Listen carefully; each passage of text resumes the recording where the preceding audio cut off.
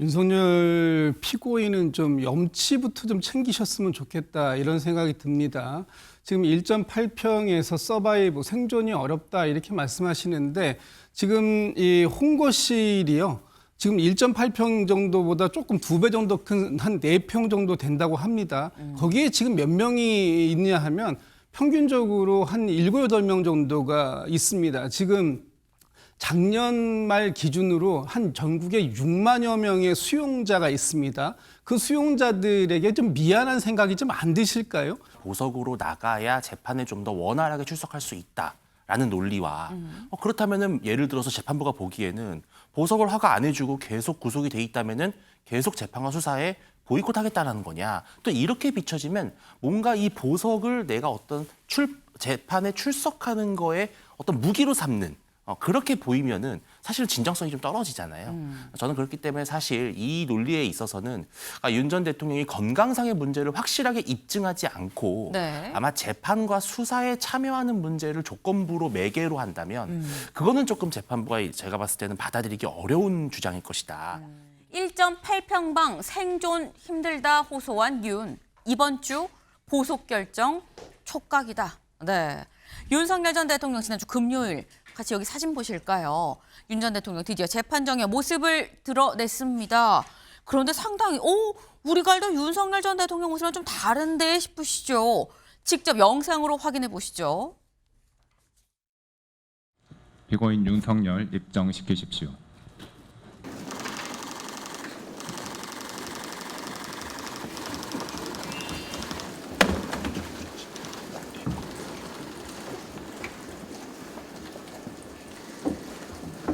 피고인 성명이 어떻게 되시죠? 예, 생년월일은 언제입니까? 60년 12월 18일. 예. 그 한덕수 총리의 지시만으로 그 국법상 문서로서의 성격이 없어진다는 근거가 무엇인가요? 피고인 대통령이 지시한 것이 아니고 한덕수 총리의 지시로 했다. 그게 성격이 그렇게 된다는 근거가 무엇인가요? 부속실장인 자네가 이걸 왜 하느냐라고 제가 좀 나무랐는데 일단 그냥 갖고만 있겠다 이렇게 했기 때문에 저는 한덕수 총리가 그렇게 얘기를 하면 저한테는 물어보지 않아도 당연히 동의할 거라고. 네. 윤석열 전 대통령 눈이 커졌네라는 생각이 좀 들기도 하고요. 그런데 또 건강이 안 좋다는 얘기를 했었어서 또 헬쑥한 건가 싶기도 한데 윤주진 위원님 어떻게 보셨습니까? 누가 보더라도 상당히 좀 수척해진 모습이고 평상시에 주장해왔던 건강상의 문제도 분명히 있는 것으로 보인다. 다만 그것이 어떤 본인의 주장과 객관적인 그 사실 사이에 괴린이 있을지언정 일반 국민들이 보기에도 현재 조금 상태가 그렇게 좋은 편은 아닌 것 같다라는 거는 누구나 동의할 것 같습니다. 네. 그러니까 누가 봐도 육안으로 봐도 그 전보다 좀 수척해졌다라는 표현이 좀 맞지 않겠느냐라고 말씀을 지금 하셨어요. 그러니까 사실 저 모습만 봐도 달라졌네 싶은데 전에 재판정에 나왔던 모습이랑 같이 비교를 하면 더 차이가 확연히 좀 눈에 보이겠죠. 같이 볼까요? 윤석열 전 대통령 지난 7월에 영장실질심사 나왔을 때의 모습입니다. 그때 모습. 그런데 지난 금요일에 나왔을 때 모습이 바로 이랬다는 거죠. 약간 좀 이렇게 좀 살도 좀 이렇게 빠져 보이고요. 눈도 더 커지고 좀 이렇게 홀쭉해진 약간 그런 모습이었다. 그리고 상대적으로 좀 머리도 좀 염색을 하지 못해 약간 하얀 머리가 희끗희끗하게 좀 보이는 그런 모습이었다라는 거예요. 근데 관련해서 이 변호인단은 뭐라고 얘기를 하느냐. 이거 10kg 이상 빠졌어요라고 지금 얘기를 하고 있다라는 거죠. 근데 이게 사실 10kg 이상 빠지는 건 건강에 대한 우려로 이어질 수도 있긴 한데 김진욱 대변인님, 지금 윤석열 전 대통령이 보석을 신청해 놓은 상태거든요. 심리가 끝나고 좀 결과를 좀 기다리고 있는 상황인데 이런 모습이 또 재판부 판단에 영향을 미치지 않겠느냐라는 얘기도 있습니다. 어떻게 보십니까? 글쎄요. 뭐 건강 상태에 대해서도 어느 정도 판단 기준에 들어있긴 할 것 같습니다만 지금 화면상으로 보이는 저 모습을 보고 건강에 심각한 우려가 있다 이렇게 평가하기는 좀 어려울 것 같습니다. 오히려 살이 좀 빠지시니까 조금 수척해지긴 했어도 상당히 뭐 그 얼굴에서 총기도 좀 나오고 건강상에는 아무 이상이 없는 것처럼 보이고요. 특히 본인이 보석신문에서 한 18분 이상의 그 긴 시간 동안 직접적으로 발언을 하는데 그 발언의 목소리에도 상당히 힘이 실려 있었다. 이런 전언들이 나오고 있는 거 보면 뭐 특별히 지금 그 주장하고 있는 것처럼 건강상의 문제는 없어 보이고요. 설령 뭐 당뇨병이라든지 아니면은 안과적 질환이 있다고 하더라도 지금 구속 상태에서 얼마든지 외부 병원의 진료를 통해서 그런 부분들은 관리할 수 있어 보이기 때문에 뭐 저 상태에서 당장 건강상의 이유만으로 보석을 허가해줘야 할 그럴 필요성은 지금으로선 보이지 않는다 이렇게 평가할 수 있을 것 같습니다. 네. 요 보석 심사는 비공개로 이루어졌습니다. 근데 비공개에서 윤석열 전 대통령이 굉장히 많은 얘기를 했다라는 거죠. 뭐라고 얘기했나 같이 볼까요?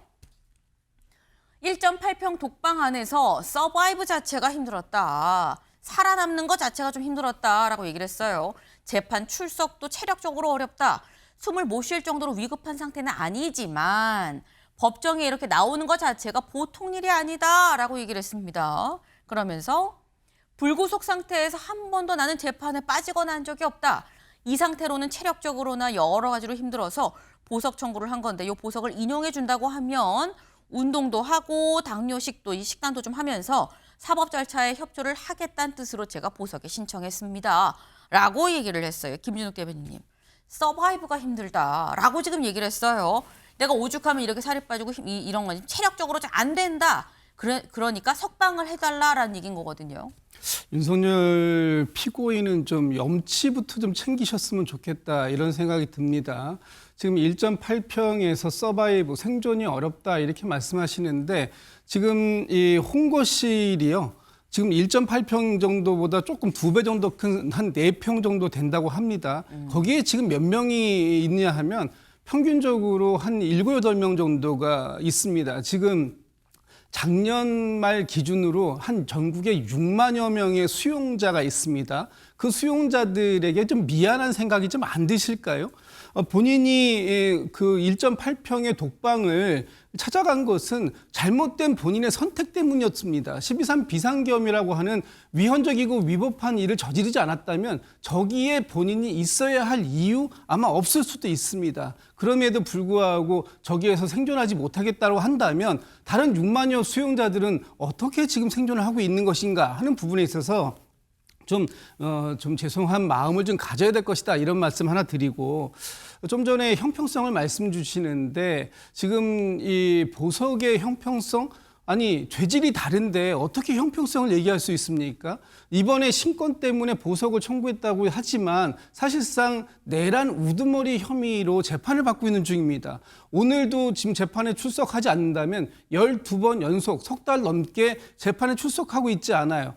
보통 보석을 할 때 좀 전에 말씀 주셨던 건강상의 이유도 있지만 또 한 가지 이유가 뭐냐 하면 이 그 증거 인멸의 우려라든지 아니면 도주의 우려예요. 그런데 증거 인멸 여전히 그 우려 없다라고 평가할 수 없고요. 또 도주의 우려, 전 국민이 아는데 어딜 도망가겠느냐? 도망이라는 것이 꼭 그 국외로 아니면 다른 곳으로 도망가는 것뿐만 아니라 재판에 성실하게 임하지 않는 것 자체도 도주의 우려라고 볼 수 있는 겁니다. 석방되었는데 재판에 성실하게 임하지 않는다면 그때 가서 누가 책임질 것입니까? 이런 여러 가지 이유들 때문에 지금 당장 할 수 있는 것들은 해야 하는데 그중에서 이 윤석열 피고인이 재판을 열심히 받으시고요. 또 특검 수사에 적극적으로 협조하는 것 그것이 지금 본인이 재판부에 그나마 선처를 요구하는 마지막 모습일 것이다 이런 생각이 듭니다. 네.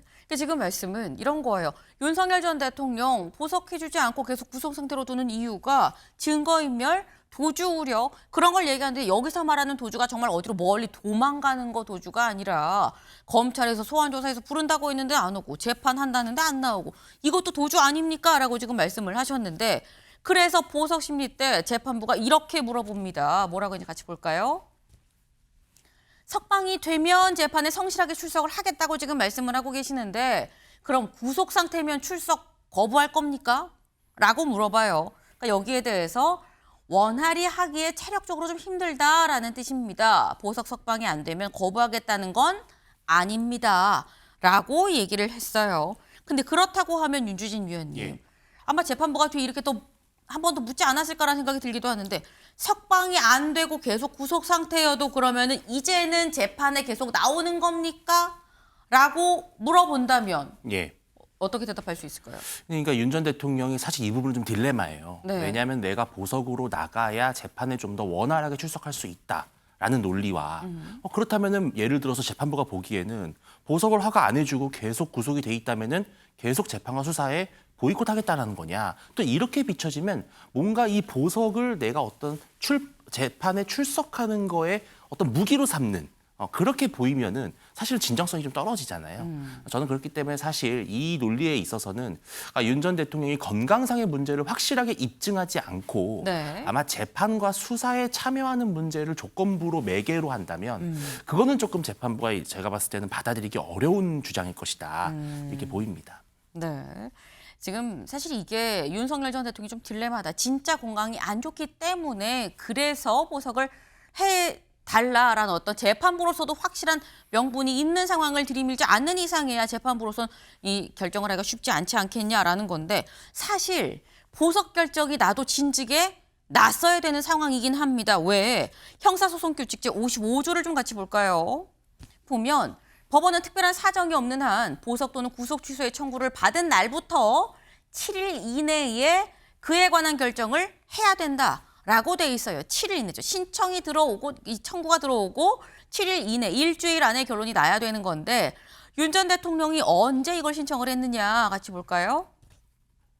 지난 19일에 보석을 신청을 했습니다. 근데 그렇다고 하면 일주일이면 사실 일주일 쭉 지나서 보석 심사가 있었던 지난 금요일 날 심사하고 바로 이날 혹은 늦어도 뭐 이튿날 새벽쯤에는 결과가 나왔어야 될 것 같은데 근데 안 나오고 토요일이 지나고 일요일이 지나고 그리고 월요일 오늘 날짜로 따지면 열흘 이 10일 차에 들어섰다라는 거죠. 근데 그렇다고 한다면 이건 김진욱 대변인님 재판부에서 약간 고민을 좀 깊게 하고 있는 거 아니냐라는 생각이 듭니다. 여러 가지 상황을 좀 종합적으로 보고 있는 것 같습니다. 특히 오늘 이제 그 윤석열 피고인에게 내란 우두머리 혐의로 재판이 예정돼 있어요. 네. 아마 오늘 재판의 출석 여부까지 지켜보고 판단하겠다라는 생각이 있을 수 있습니다.